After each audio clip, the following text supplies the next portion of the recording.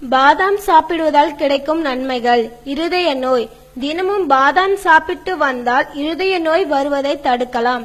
ஏனெனில் இதில் இதயத்தை பாதுகாக்கும் வைட்டமின் இ அதிகமாக உள்ளது.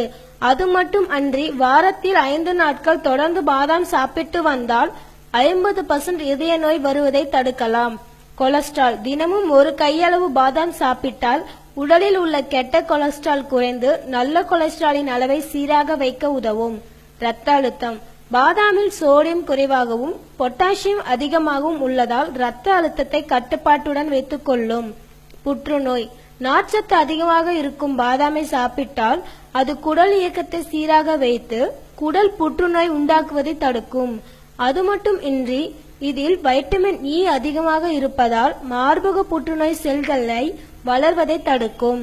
சீரான இரத்த ஓட்டம்.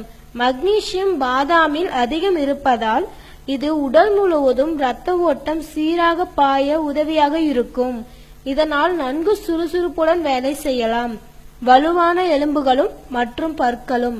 பாதாமில் கால்சியம் மற்றும் பாஸ்பரஸ் அதிகமாக இருப்பதால் மூட்டு வலியை தடுத்து எலும்புகளும் மற்றும் பற்களையும் வலுவாக வைக்கும். எடை குறைவு. பாதாமில் நார்ச்சத்து அதிகமாக இருப்பதால் அது உடலில் கலோரியின் அளவை கட்டுப்படுத்தி உடல் எடையை குறைக்க உதவியாக இருக்கும். மேலும் இதில் உள்ள புரோட்டீன் வயிற்றினை நிறைத்து அடிக்கடி பசி ஏற்படுவதை தடுக்கும்.